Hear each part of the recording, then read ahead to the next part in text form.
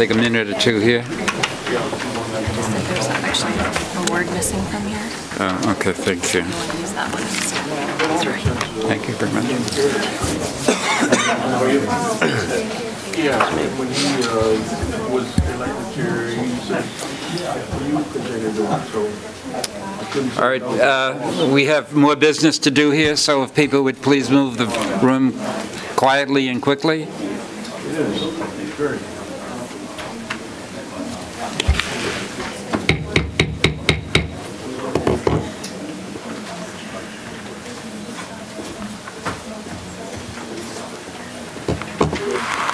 Thank you.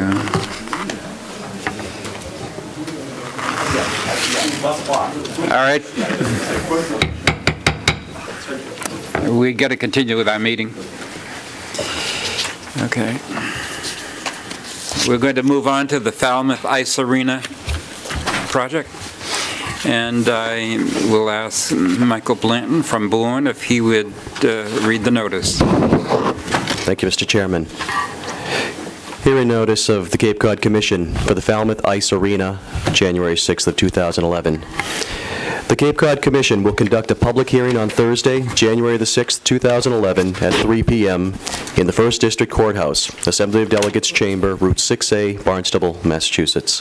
The following limited development of regional impact, or DRI, and DRI hardship exemption applications were submitted under the sections 13A and 23 of the Cape Cod Commission Act, Chapter 716 of the Acts of 1989, as amended, and Sections 3, 5, and 7 and 9 of the DRI enabling regulations.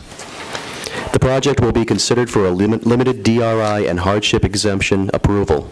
This project will be heard pursuant to Sections 13A and 23 of the Cape Cod Commission Act and Sections 3, 5, 7, and 9 of the DRI enabling regulations. The purpose of the final hearing is to allow for proposed corrections to and comments on factual information contained in the draft written decision. This notice is being published as required by Section 5 of the Cape Cod Commission Act. The project name, Falmouth Ice Arena. The project applicant, Falmouth Youth Hockey League, Incorporated. Project location, 0 Technology Park Drive, Lot 10, in East Falmouth, Massachusetts. And the project description, the project involves redevelopment of an existing vacant commercial site of 6.9 acres to construct a new ice arena for public use comprised of 54,516 square feet of floor area. Thank you. Thank you very much. I ask Christy Senatori, our Chief Regulatory Officer, if she will present the draft decision. Thank you, Mr. Chair. Again, for the record, Christy Senatori, Chief Regulatory Officer for the Commission. Just to give you an idea of what I'll be presenting this afternoon, I'll first go over the existing setting, the project description, the procedural overview, the standards of review and approval for the project, the subcommittee's decision, and finally, conclusions and recommendations. The existing setting, the project is currently the project site is Lot 10 Technology Park Drive. It's currently situated at the intersection with Thomas B. Landers Road.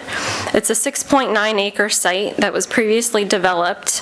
The site is mainly vacant and cleared of vegetation, and the last prior use of the project site was for the Acme Precast Concrete Products Company, and they used the site as a storage facility. The project that is before you is a redevelopment project. It's the construction of an approximately 56,000 square foot ice arena. It will contain a full-size ice surface and a half-size ice surface. It will also have locker rooms, a pro shop, concession area, employee offices, and seating and waiting areas. The project's estimated cost is $5.5 million, and Falmouth Youth Hockey League is a nonprofit organization, and this entire project is being funded by private donations and grants. The project was referred to the Cape Cod Commission on July 20th, 2010 by the Falmouth Planning Board through Brian Curry, the town planner for the town of Falmouth, pursuant to Section 3EI of the Commission's enabling regulations, as the new construction of a commercial building with a gross floor area greater than 10,000 square feet.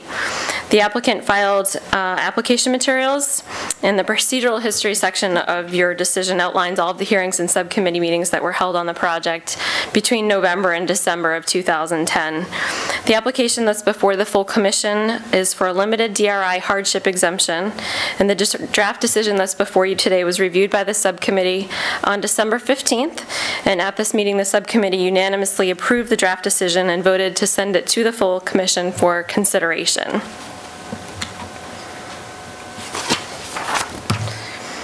The standard of review for a hardship exemption is shown here. This is in accordance with Section 23 of the Cape Cod Commission Act and with Section 9 of the Commission's DRI enabling regulations.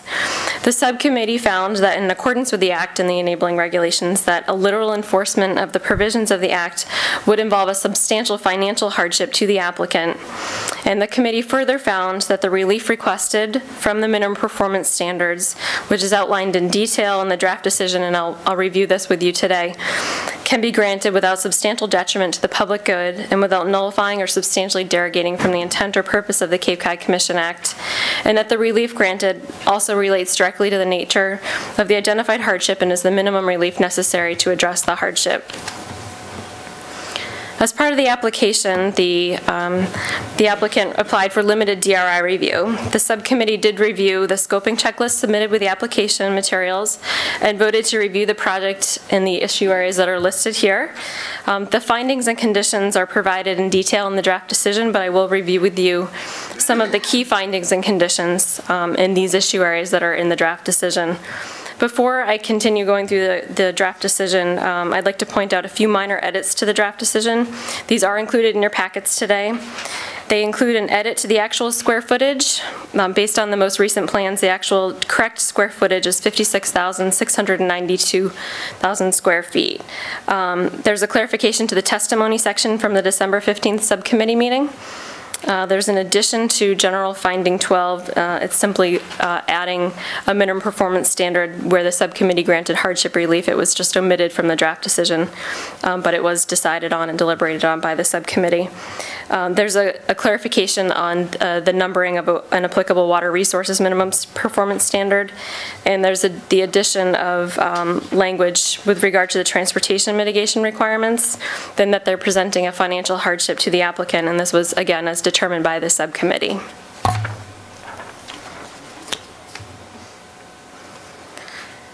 So I'll go through the issue areas for you and highlight some of the key findings and conditions that are included in your draft decision.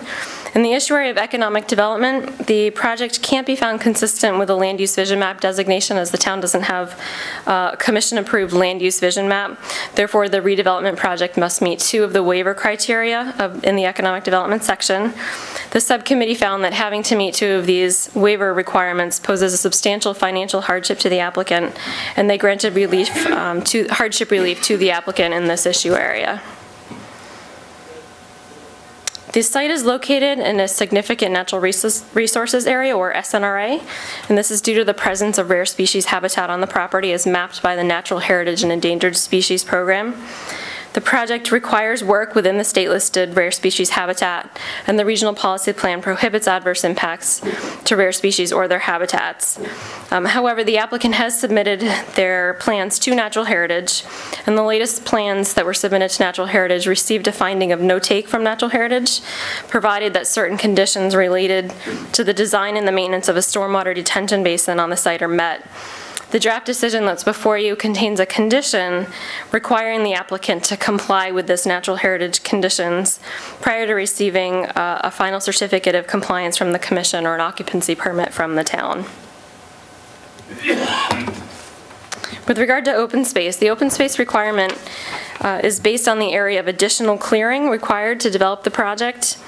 The site is nearly completely cleared as it exists now, and the proposed additional clearing is along the site drives and along the site perimeter, and it's a relatively small area, approximately 10,000 square feet.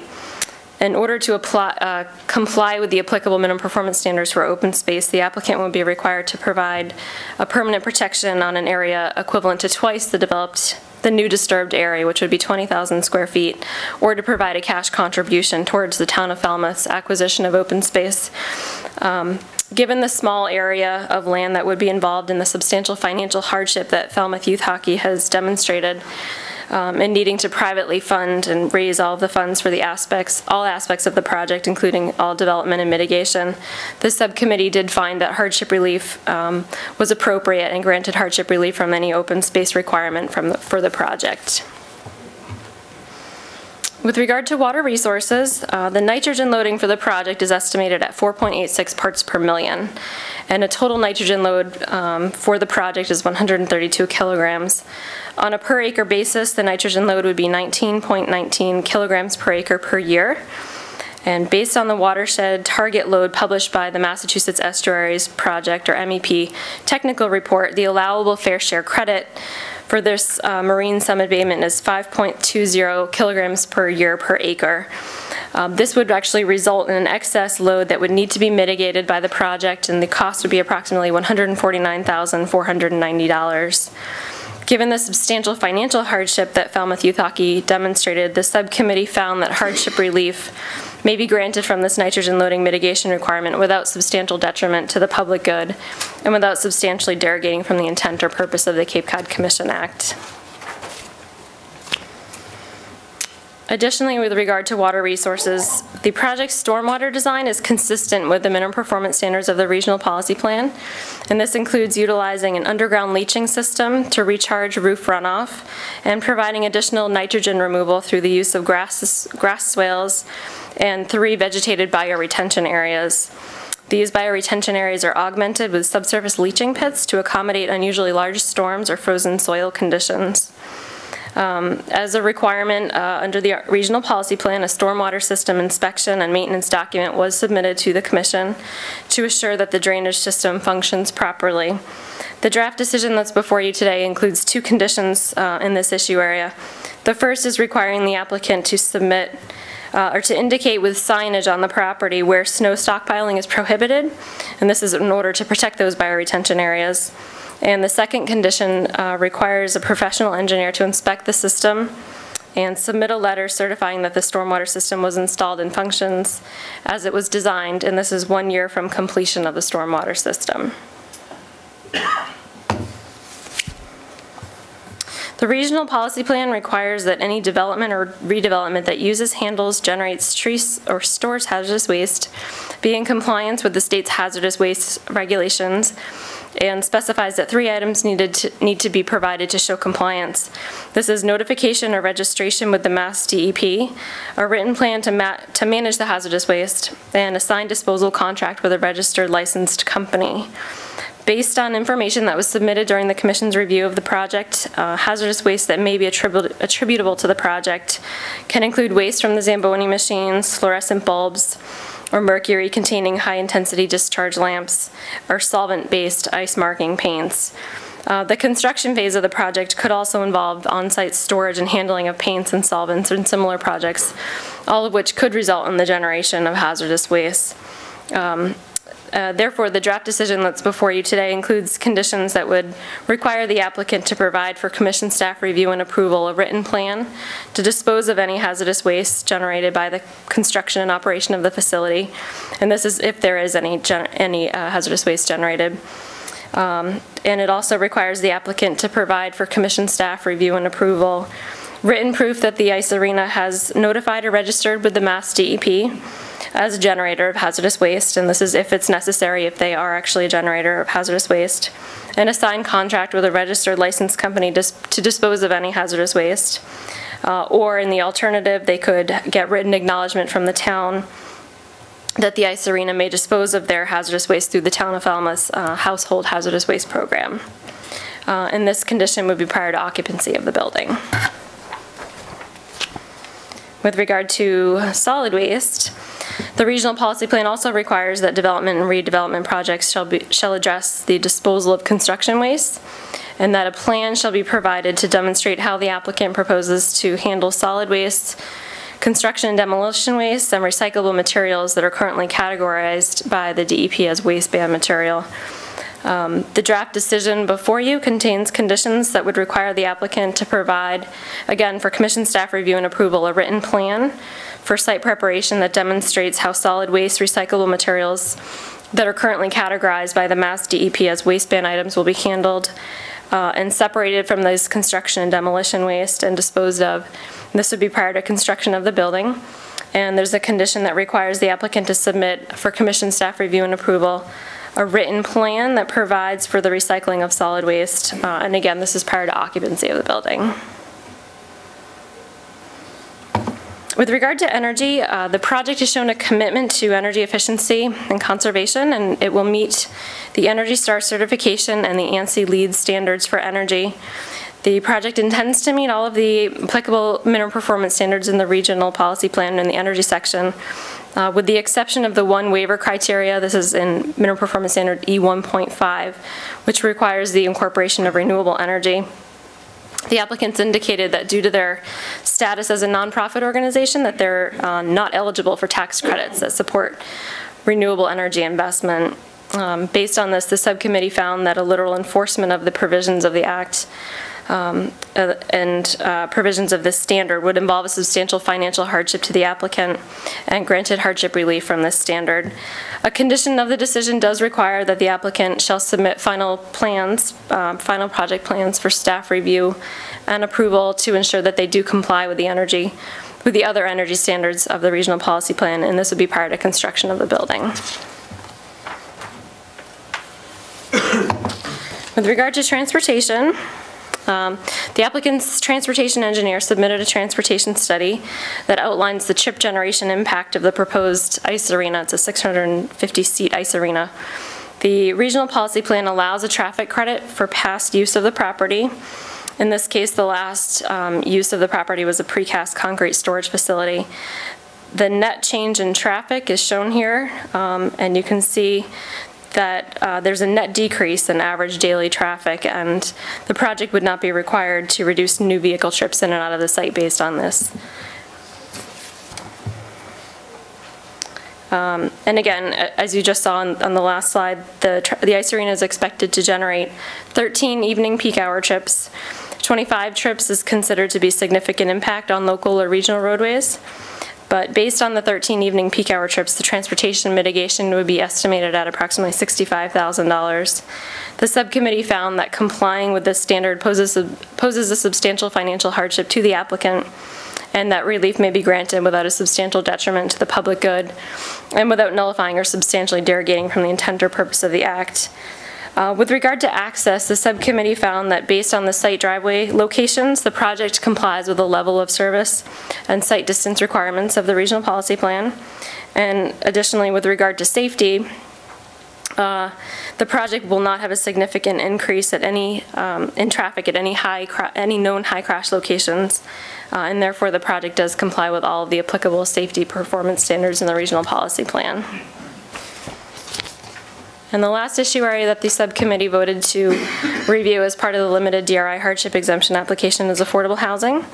As a commercial new construction project, the minimum performance standards under Goal 3 apply. This is an ice arena, so it falls under the other category for mitigation calculation purposes in accordance with the technical bulletin. Based on the square footage that's being proposed and the projected number of below average wage jobs, the total mitigation is calculated to be approximately $161,772. This is approximately 3% of the new facility's total development costs of $5.5 million. The subcommittee did find, as the project is being proposed by the nonprofit organization that will be raising all the funds from private sources, that the amount of affordable housing mitigation poses a substantial financial hardship to the applicant and granted hardship relief from this standard. And finally, the findings for approval for the project. The subcommittee found that the project is consistent with the criteria needed for approval. Specifically, they found that the project, with the appropriate conditions and with the hardship relief granted, that it is consistent with the 2009 regional policy plan as amended. They found, based on the testimony from Falmouth's town planner, that the project is consistent with the town of Falmouth's local comprehensive plan, and that with the issuance of a special permit by the local zoning board of appeals, that the project can be found consistent with local development bylaws.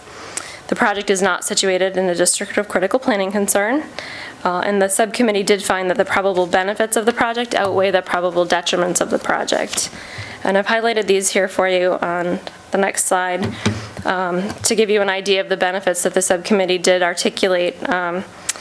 They found that the project is meeting best development practice BDP LU 1.3 because it is a redevelopment project. The project is providing opportunities for recreational activities for many generations in Falmouth. It's the redevelopment of an existing disturbed site. It's providing traffic relief in the downtown area of Falmouth and is providing a positive regional impact with benefits to the town and the surrounding towns. It's essentially the development of another economic center within the region. It's promoting energy technology, and the economic benefit of keeping the rink in the community was found to be a probable benefit of the project. And these are all benefits that the subcommittee did articulate, and they're listed in your draft decision before you.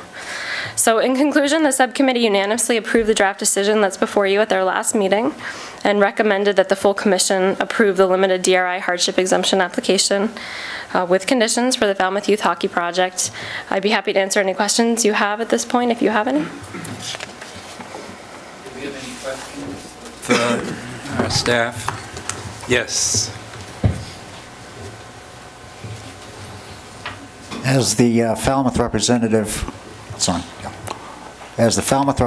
I can say that the present location of the ice skating rink is almost legendary in the summer for its gridlock and parking and traffic problems. So I think it's a great idea to relocate this arena to an area that's relatively remote up in Technology Park. So the idea of alleviating even a small segment of traffic and parking in this section of downtown, I think, is a great idea. It did say the Natural Heritage Program, despite the no-take finding, had some conditions. You would know what those conditions are. Sure do. These are actually articulated in Natural Resources Condition 1 on page 36 of your draft decision. I can read them to you if you'd like. Okay. The recharge area that's west of the chain link fence at the rear of the property shall be constructed during the period from October 15th to April 15th, and no construction activities, stockpiling, equipment storage, or any associated activities shall occur in the area west of said fence, except as is minimally necessary to construct said recharge area. That was the first condition placed by Natural Heritage. The second condition, the banks of the recharge area shall be finished with sandy subsoil and shall not be loamed or finished with topsoil. The third condition, the recharge area shall be accessed for maintenance through a gate which shall be kept locked at all times, and mowing or any other type of vegetation cutting in the area west of the chain link fence shall be limited to the period November 1st to April 15th. And the fourth and final condition that Natural Heritage placed on the project was the chain link fence shall be maintained in good condition and or replaced as necessary.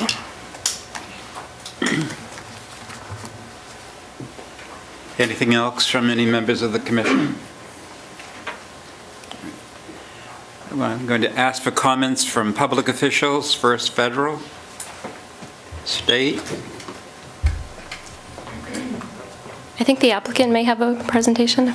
Excuse me, I just jumped right over that. Anyway, I'm going to ask for comments. Just a minute, please. Before we go any further, I'm going to ask the applicant to make a presentation. I didn't mean to overlook you. It's pretty hard to do. That's quite all right. Thank you, Mr. Chairman. My name is Paul Moore. I'm the president of Falmouth Youth Hockey. Here with me today is attorney Laura Moynihan, the general manager of the rink, Joel Irving, and our lead engineer, Paul Kokinos. First, I'd like to thank the staff and Mr. Nizwicki. We are a 501c3 nonprofit, and this is daunting task for our organization.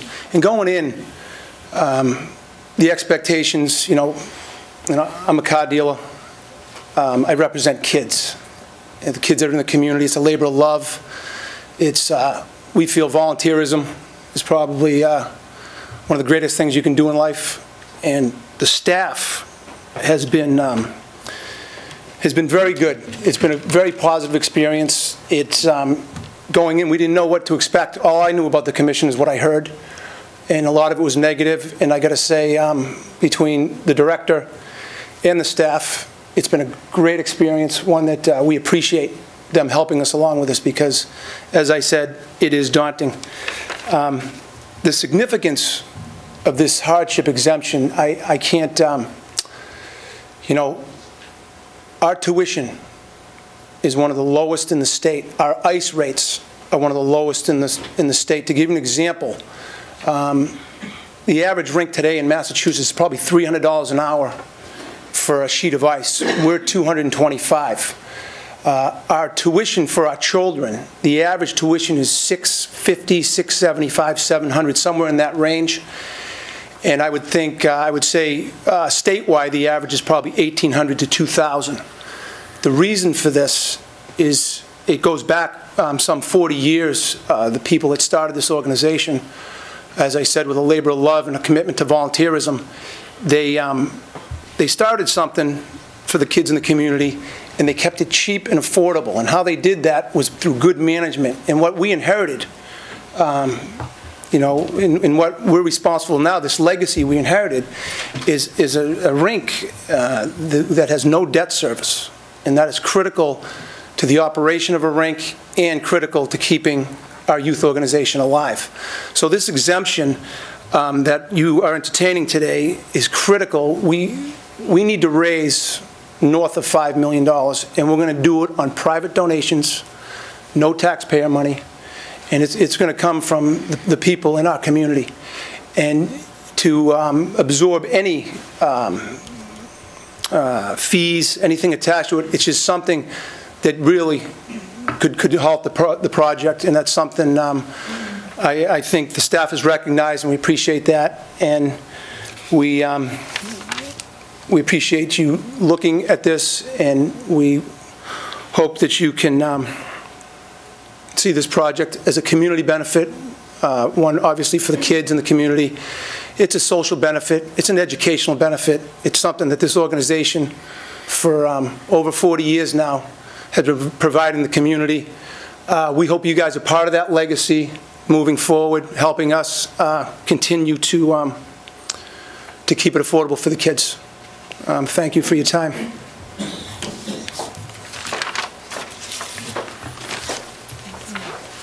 I'm Laura Moynihan. I'm an attorney from Falmouth, but I also sit on the Falmouth Youth Hockey Board of Directors and the Board of Governors for the Ice Arena. I just have some brief additional comments to Paul's.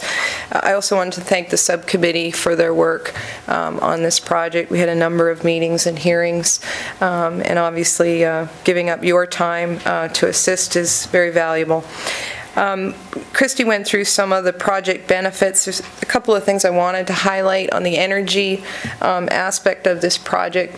We were fortunate to have Sia Karplus working with us, who's on the town's energy committee, and the energy use for this new ice arena will be at an intensity level that's 2.5 times less than the existing facility. So that's a huge difference. This existing facility was built in the 1964, I believe, and it's just an energy pig. I mean, it's terrible. So what the new facility will have a significant energy benefit. There will be a waste heat recovery system, so that there will be waste heat that can be regenerated and going back into the building to heat the building, as an example. Also, the facility will have 1.5 sheets of ice. Right now, the current facility has 1 sheet of ice. The sheet of ice at the current facility does not meet NHL standards, so it's smaller than the National Hockey League standard. So that has an impact on who can play there, particularly at the high school level. The 1.5 sheets at the new facility, having that half rink will provide more recreational opportunities for particularly the very young children who are learning to skate, learning to play hockey, learning to figure skate. there'll be that ice time availability for those types of programs to be undertaken on that half sheet of ice that isn't there now. And now we have, especially during the high school hockey season, we have no ice, and the ice is at a premium. So that's going to be a real benefit for this facility and for the children of the community. Also, the facility will have better facilities within it. More dressing rooms. The existing ice arena was built in the 1960s. There are 4 main dressing rooms. We have both male and females using those dressing rooms. We have girls hockey teams, we have boys hockey teams, we have women's and men's hockey teams. So we need to have separation of locker rooms, and this new facility with the 8 locker rooms is going to give us just a better way to manage the separation between the males and the females. There will also be waiting areas and concession areas for parents. Right now, the existing facility really has a small lobby area that's not very comfortable. People don't tend to wait there. So this new facility will have social areas. There'll be a trip reducer, I think, from that alone, and give parents and others who are spending a lot of their time at the ice arena with their children the ability to work on their laptop or read a book or socialize in a comfortable, warm environment. So those are some of the other additional benefits. Also, one of the things I wanted to mention was just the history, for those of you that aren't familiar with finding this property. This has been going on, I think, since the late 1980s in Falmouth. It started with identifying a site, going to town meeting for a particular site, that being turned down. So Falmouth Youth Hockey has been working on this site location for the new rink for many, many years, and finally found this site. So we're very excited about it. It's a perfect location next to the industrial park, outside of the downtown core. It's pretty much cleared of vegetation. Now it's flat, it's ready to build. So it was used as a storage facility for the Acme Precast construction company. So it was used as a storage site. So it's ready to go, and the town, the selectmen have unanimously supported the new ice arena and the location, and so we would ask you to approve the application and hope that you will support it as well. Thank you for your time. Thank you very much. Now I'm going to ask for comments from public officials, federal, state, local. Seeing none, I'm going to ask for comments from members of the public. Seeing none, I'm going to ask for a motion to close the hearing and the record from a member of the commission. It's moved and seconded that we close the hearing and the record. All in favor signify by saying aye. Aye. Any opposed? Any abstentions? The hearing and the record are closed. Now we have an opportunity to discuss the draft decision. Is there any? Yes, Mr. Director. Thank you, Mr. Chair. As a former youth hockey player, I would be remiss in letting you all know how important these projects are. And the Falmouth Youth Hockey Program is an exceptional program with a long history in the town of Falmouth. It goes back 40 years, which is actually when I started skating in my hometown. And I can tell you from my involvement in the Hyannis Youth and Community Center how important these structures are and how important these programs are to the children in the towns. And Falmouth Youth Hockey, I've gotten to know Paul Moore a little bit through the process, has some extraordinary people of very high character associated with this program, and I completely endorse what they're trying to do. And the other towns should be so lucky to have a committed group of people like the Falmouth Youth Hockey Association.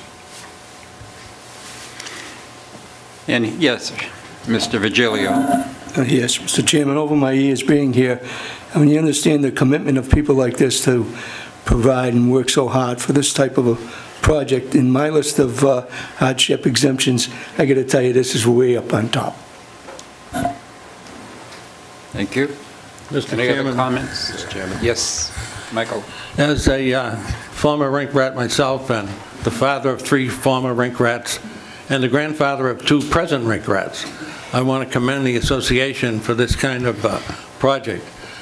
As the co-founder and one-time president of the Braintree Youth Hockey Association, I can attest to the fact that there's a tremendous benefit in the association owning their own rink. We had to skate in what was owned by a for-profit company, and in spite of the fact that at one time we had over 400 just from Braintree kids in the program, when energy costs skyrocketed, the owner of the rink decided that he'd be better off if he turned it into a racquetball club. And actually that destroyed really the program. Thank you. Thank you. Michael? Thank you, Mr. Chairman. As a former rink rat, but not as a former hockey player, growing up as a kid here on the Cape under a mother who refused to allow me to play, but still someone who enjoys skating on the ice, I think this is going to be a wonderful community benefit, not only for the hockey teams here on the Cape, but also for all the kids growing on up here. I'm sure there'll be adequate public access time for folks who are either figure skating, maybe time for other amateurs like myself to go on out there and try to pretend. So I'm looking forward to seeing this come to fruition. Thank you. Do we have any other rink rats? Yes? I'm a cranberry bog skater.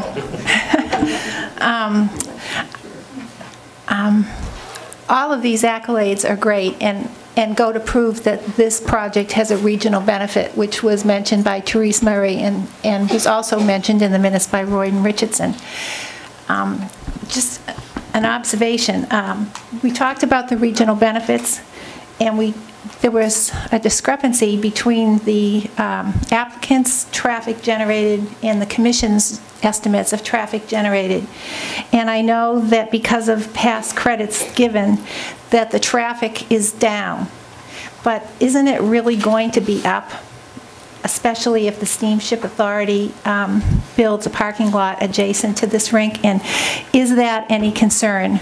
And then my second question, and there was a very good letter from Robert Fitzpatrick about his concern for the lack of discussion on bicycle paths on this road. And in the paperwork that we got today, it said that the applicant had given verbal testimony, but it wasn't in our decision as to what that testimony was and why a bicycle path wouldn't be provided. So if those could be just, those are my two concerns. Glenn Cannon, Transportation Engineer for the Cape Cod Commission. Let me go one at a time, and Joey, you might have to refresh me on what your questions were here. But I'll start with the Steamship Authority parking. The major aspect of that is that is not part of this project, so therefore I don't have the purview to review that. When the Steamship Authority comes in as a project, and I have had initial discussions with them, then we will review their traffic generation. You are correct. You are going to see an increase in traffic at this specific lot because we have given a credit to the past uses, but that has been a practice of the Cape Cod Commission since I've been here and since it's been in existence, and that is primarily to encourage redevelopment. That's what we're always looking for. Anytime you have a cleared lot like this is, as opposed to going to a green field, we always want to give as much encouragement to redevelopment as possible. So we always give that credit. Even with that said, there were discrepancies as we went through, and those discrepancies really come down to what you're going to see on an average day, and then what you're going to see during a peak event. And those are the only discrepancies that we really had. As far as the peak events go, the Cape Cod Commission really doesn't regulate peak events at any development. We don't look at the malls during the Christmas season. We look at it during the average season. So again, we had some discrepancies there, but we were able to work that out. And I think as you look on an average day, a hockey rink actually generates not a lot of traffic on the average day. There are the Saturday nights, the Friday nights, but midweek on an evening, it's mostly practices as opposed to games, so you really don't see the generation of traffic. As far as a bike path goes on Thomas B. Landers Road, the difference between a bike path and a bike route, where a bike route is on the road, Thomas B. Landers Road is designated as a bike route in town, so it has the ability to accommodate bicyclists. I think there is some concern with bicyclists because it's an industrial area, so as opposed to just having passenger cars, you're having large trucks pass you by. Now, that's a concern, but that's beyond the control of the applicant. A bicycle path would be an expensive endeavor for anyone to take on, and Brian Curry is not here, that's unfortunate, the Falmouth Town Planner. But we continue to work with the town of Falmouth. They're very aggressive in their bicycle planning. We continue to work with them to assist them any way we can. I know of no plans right now for Thomas B. Landers to have a bike path on it. I think there was one more question in there, right? I think you got it, the verbal testimony, but I'm very comfortable with how the decision reads, I can tell you that much. We went over it extensively with the applicant's traffic engineer. They hired a reputable firm, VHB. They do a very good job, so I'm very comfortable. Thank you. I just asked those questions. We've been meeting athletes, but there were concerns in the decision, in the findings, and I just wanted to hear that's The subcommittee itself had extensive discussions on this particular area. So thank you very much for bringing it to our attention. Is there anybody else that wants to say anything? I'm not missing any hands. All right, good. I'm going to ask for a motion on this project. I have a wording here that somebody might like to offer, but it's to move that we approve the Falmouth Youth Hockey League Limited Development of Regional Impact Hardship Exemption approval decision as amended for the construction of a new ice arena at lot number 10 Technology Park Drive in Falmouth. Would somebody like to move that? Yes.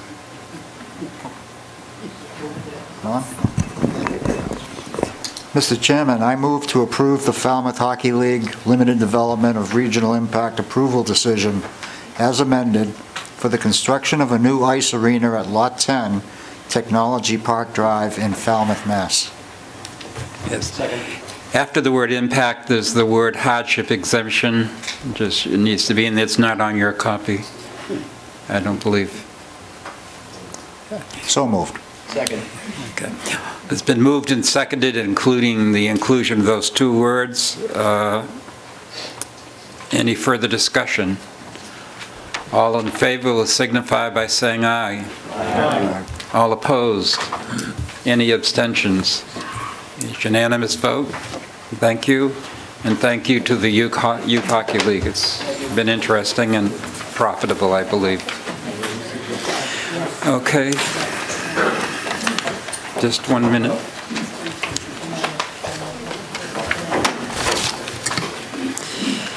Is there any other business to come before the Commission at this time? Seeing none, are there any Cape Cod Commission member comments at this time? Seeing none, I would ask for a motion to adjourn the meeting. Moved and seconded. All in favor signify by saying aye. Aye.